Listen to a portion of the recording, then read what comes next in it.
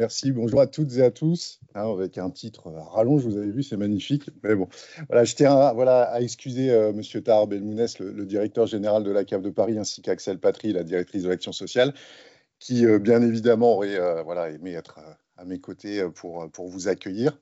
Mais vous imaginez aussi un certain nombre de sujets les amènent à être sur d'autres lieux. Pour rien vous cacher, aujourd'hui, ils sont à ce moment même avec Emmaüs Beauté pour signer une convention de partenariat pour l'accompagnement social des femmes dans le cadre de travail sur la confiance en soi. Voilà, donc c'est aussi une très belle cause que nous partageons. En tout cas, à nouveau, un grand merci et un grand plaisir de vous accueillir au sein des locaux de la CAF de Paris. On échangeait ensemble une journée tant attendue. Nous avons enfin trouvé le lieu. Ça a passé plusieurs semaines, plusieurs mois. Nous en parlions encore l'année dernière autour du forum justement sur l'accès aux vacances des familles. Ça y est, nous y sommes, vous y êtes, non, vous y êtes. Donc très heureux de vous accueillir à la CAF de Paris, de vous accueillir à Paris. Vous venez de divers horizons. Et donc pour travailler sur un sujet que nous partageons, un sujet important. Et aussi, pareil, on en parlait, Monsieur Pili, c'est aussi un plaisir d'être un homme et de pouvoir parler répit parental et de pouvoir introduire une journée autour du répit parental. On n'est pas très nombreux dans la salle. J'espère qu'un jour, nous serons tout aussi nombreux et nombreuses pour parler et partager de ce sujet. Mais en tout cas, on est là et cette journée, elle est là pour aussi faire avancer le sujet et partager le sujet. Merci aussi beaucoup à Vacances Ouvertes, très sincèrement, pour l'organisation de cette journée, de ce sujet. Et plus largement, au nom de la CAF de Paris, du partenariat que nous nouons avec Vacances Ouvertes sur une diversité de sujets sur lesquels nous partageons les objectifs, les enjeux et les ambitions avec cœur et détermination. Mais en tout cas, revenons à notre sujet du jour qui est le répit parental, avec des objectifs en effet que nous partageons autour de l'accompagnement des parents dans l'exercice de leur fonction parentale, dans la relation que chacun a avec ses enfants, la prévention des situations de fragilité, mais bien sûr et surtout l'accompagnement des parents dans tous les moyens que l'on pourra mobiliser pour justement accompagner, orienter, soutenir les parents dans la fonction parentale. Donc, le répit parental, une notion dont l'émergence s'est progressivement, on va dire, accrue au fur et à mesure de ces années, dans un contexte qu'on connaît tous qui est aussi en mutation, une transformation des structures familiales, les séparations, la monoparentalité, les familles recomposées, enfin tout un contexte qui nous amène aussi à travailler sur ce sujet, un sujet qui est aussi fortement porté par la branche famille, qui est la conciliation entre vie personnelle et vie professionnelle. C'est inscrit dans nos conventions d'objectifs et de gestion depuis plusieurs conventions d'objectifs et de gestion, et nous réaffirmons cette ambition partagée de pouvoir concilier l'ensemble des mondes, si je peux les appeler ainsi. Le sujet, et j'en profite, je vois Claire, qui est une ancienne collègue, la question de la charge mentale, inévitablement, qui est un sujet aujourd'hui hyper fort, hyper prégnant, et qu'on voit peut-être émerger davantage aujourd'hui. Il existait toujours, mais aujourd'hui, on arrive à en parler et on arrive à le traiter, on arrive à le questionner et justement à chercher des solutions sur cette question de la charge mentale. Donc la question du répit parental, comme je le disais, l'objectif, il est notamment de pouvoir permettre à tout parent de pouvoir bénéficier d'un temps, d'un moment à soi, afin de lui permettre de souffler, de se ressourcer, avec des modalités qui peuvent être très variées, qui sont aussi propres à chacun et à chacune. Ce sera aussi un des sujets de vos travaux, voilà, toutes ces solutions de répit parental, l'objectif étant bien évidemment, là aussi, que chacun soit dans sa vie personnelle et dans les relations qu'il peut avoir notamment avec ses enfants, dans une situation de sérénité pour prévenir l'épuisement. Il y a un sujet qui est travaillé autour de l'épuisomètre, mais je pense qu'on en avait peut-être déjà parlé, mais c'est un sujet à venir, et on va dire plus largement le burn-out. En 2021, alors ça remonte un peu, mais on voit que malgré tout, il y a encore quelques constats qui subsistent malheureusement. Nous avons effectué à la CAF de Paris une écoute auprès des familles, auprès de nos allocataires, qui ont mis en avant des situations et des constats qui ont été remontés, sur lesquels justement on nous a engagés encore davantage, et la branche d'une manière générale a travaillé sur cette notion du répit parental, avec notamment 3 thématiques autour de charges quotidiennes et charges familiales insuffisamment partagées entre hommes et femmes. La question du travail et de l'engagement professionnel de chacun, qui est aussi très prenante et qui a logiquement un impact sur le reste de la vie, et notamment de la vie personnelle. Et puis un impact fort qui a été noté dans ces questions d'épuisement et de fatigue, c'est bien évidemment l'élargissement d'une famille, et voilà, l'arrivée de frères et sœurs qui logiquement bouleversent l'organisation familiale et l'organisation quotidienne. Donc c'est dans ce contexte et voilà, dans ces réflexions, dans ces constats, que la CAF de Paris et plus largement l'ensemble des CAF de France travaillons sur ce renforcement de l'accompagnement des familles et un engagement autour de cette notion de répit parental sur l'ensemble des domaines d'intervention. Ça va de la petite enfance, puisque là aussi, tout l'engagement des CAF autour de l'accueil, des solutions d'accueil, c'est quelque part, là aussi, une première solution de répit, en tout cas, savoir que son enfant va pouvoir être accueilli dans un établissement qui sera pris en charge avec des professionnels de qualité. Mais en effet, tout au long de la journée, on n'aura pas à se soucier de savoir si son enfant ira bien ou pas. On a la certitude que son enfant sera en effet bien accompagné. Et donc, c'est une première réponse. Je ne vais pas vous égrener l'ensemble des dispositifs que la branche famille accompagne, mais bien évidemment, les solutions des accueils de loisirs sans hébergement, où à la fois l'enfant va être accompagné, son jeune va être accompagné, il va pouvoir en effet trouver des solutions et s'ouvrir à d'autres. On ne va pas parler des vacances avec vacances ouvertes, c'est un peu leur ADN, mais en tout cas, c'est aussi un des sujets importants. Et là aussi, une offre très très large des CAF autour de l'accompagnement à la parentalité dans tous leurs ensembles, avec voilà, un engagement fort dans le portage, dans les ambitions, mais aussi un engagement fort financier, puisque pour pouvoir mettre en œuvre un certain nombre d'actions, bien évidemment, les intentions sont belles, mais quand elles sont accompagnées de solutions financières pour pouvoir mettre en œuvre ces actions, c'est bien mieux. Donc, en effet, ce sont des enjeux importants. Un petit focus à Paris, hein, voilà, les actions autour de la parentalité, on va dire c'est on peut un peu plus de 2 millions d'euros, 2 millions et demi d'euros. Donc voilà, des engagements quand même assez forts sur le terrain. Donc voilà, donc très heureux en tout cas, et je ne vais pas être beaucoup plus long, de vous accueillir à nouveau sur cette thématique, dans nos locaux en tout cas. Et en tout cas, je vous souhaite une magnifique journée de travail, d'échange, avec un programme très très riche, très varié. Et voilà, très belle journée à tous. Très heureux de vous accueillir à nouveau, et à tout de suite pour écouter. Je laisse la parole à Madame Antoniotti. Merci de prendre le relais, administratrice de Vacances Ouvertes.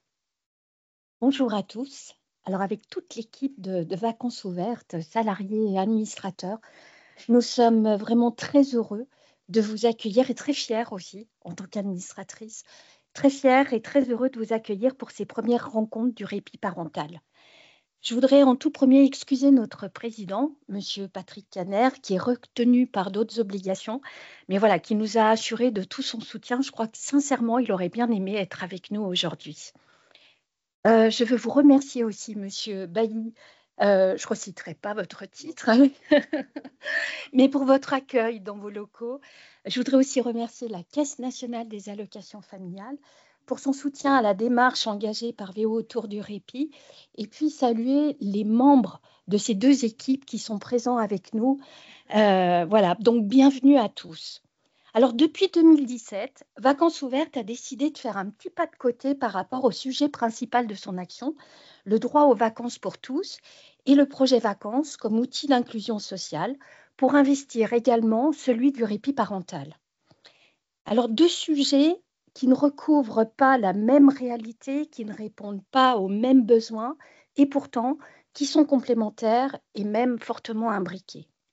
Mais qu'est-ce qui a conduit Vacances Ouvertes, vous le disiez, Vacances Ouvertes, à investir le champ du répit parental? On a 3 réponses. Tout d'abord, vous le savez, Vacances Ouvertes appréhende les vacances comme un alibi.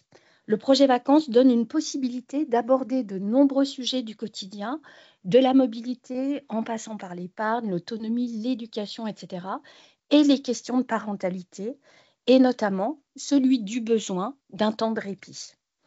que l'on peut d'ailleurs rencontrer aussi en vacances. Les vacances, c'est chouette, mais ça peut être aussi une surcharge mentale importante quand on est toute seule ou tout seul à les gérer. La deuxième réponse, c'est que l'innovation sociale est au cœur des pratiques de VO et même de l'ADN de VO. Cet axe a d'ailleurs été fortement réaffirmé dans son nouveau projet associatif qui a vu le jour l'année dernière.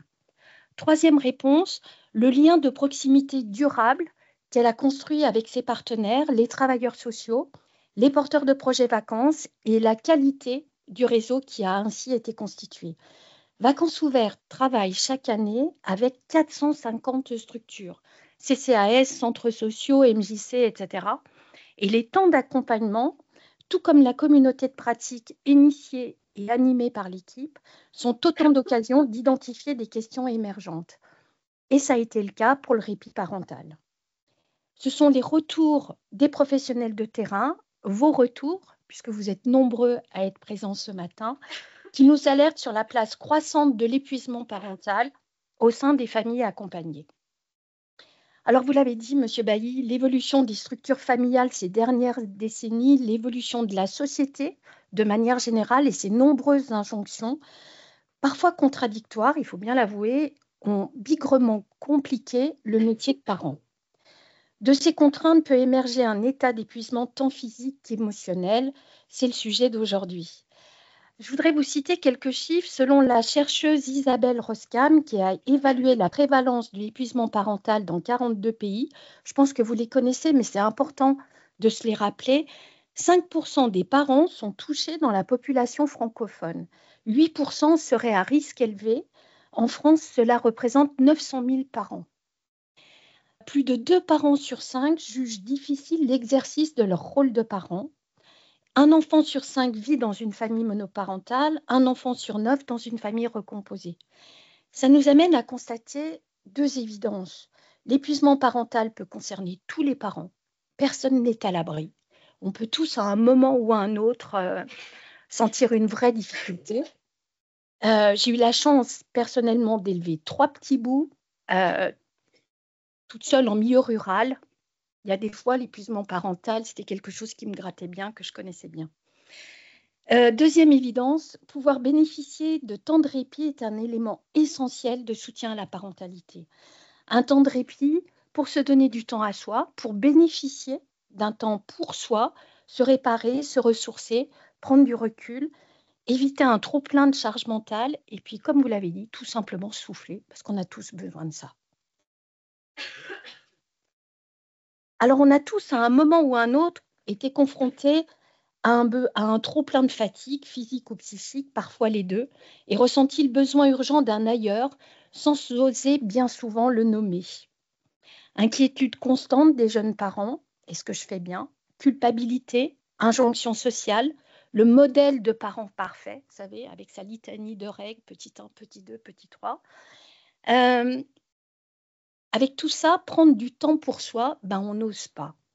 On n'ose pas le nommer, ça ne se dit pas parce que derrière, on a la peur de serions-nous des mauvais parents? Et ça paraît pour beaucoup presque un luxe. La parentalité, c'est une aventure magnifique et on peut tous en témoigner. Mais elle peut aussi être un véritable défi, amplifié lorsque l'on y fait face seul, que s'ajoute la gestion d'un emploi du temps chronophage, des difficultés économiques, une surcharge de travail qui, de ponctuel, devient la norme, et parfois l'accompagnement d'un enfant ou d'un proche en situation de handicap. Dans ce contexte, comment repenser la solidarité entre et autour des parents avec des lieux de répit adaptés qui peuvent être une solution, mais surtout pour éviter que les parents en aient besoin en urgence? Comment anticiper et que doit-on anticiper et proposer? Depuis 2017, grâce au partenariat avec l'ANCV, et je sais que des membres de leur équipe sont présents et je les salue aussi chaleureusement, et dans le cadre des appels à projets, l'équipe de VO a créé l'appel à répit parental de séjour sans enfants. 380 enfants sont parents, et enfants, non, les enfants y partaient ailleurs, mais les parents y partaient tout seuls, ce qui était pas mal. 380 parents sont ainsi partis depuis la mise en place du premier appel à projet en 2018. De ce premier projet expérimental est née une véritable dynamique et la création d'un groupe de professionnels de travail composé de professionnels et de parents. Ce groupe de travail s'est d'ailleurs réuni hier en présentiel dans vos locaux et voilà, je souhaite aussi les remercier pour leur mobilisation. En parallèle de la constitution de ce groupe de travail, VO a réalisé plusieurs études sur le sujet, grâce notamment à son pôle études, a co-construit des outils d'accompagnement au projet de séjour sans enfants, organisé plusieurs webinaires, une vidéo comportant des témoignages de professionnels et de bénéficiaires que je vous invite, si vous ne l'avez pas encore visionné, à regarder sur YouTube, je crois. Il y a des témoignages de mamans qui sont très éclairants. Il mit en place un deuxième groupe de travail réunissant quant à lui plusieurs CAF. Tout au long de ces années, la réflexion a été profondément nourrie par les remontées de terrain. Les rencontres du répit parental d'hier et d'aujourd'hui est une étape supplémentaire importante pour cette démarche et je suis très heureuse de vous voir aussi nombreux ce matin pour échanger sur le répit parental, le mettre en perspective grâce à notre conférencière, mais aussi entendre les témoignages des professionnels de l'action sociale, tout comme l'expertise développée par les parents. Ça va être, ces 2 jours, une formidable occasion de mettre en lumière la question de l'épuisement parental, qui doit parfois encore lutter, il faut bien l'avouer, pour trouver sa légitimité. Alors, merci à vous pour votre présence, merci à nos intervenants qui vont se succéder ce matin. Merci à nos partenaires présents.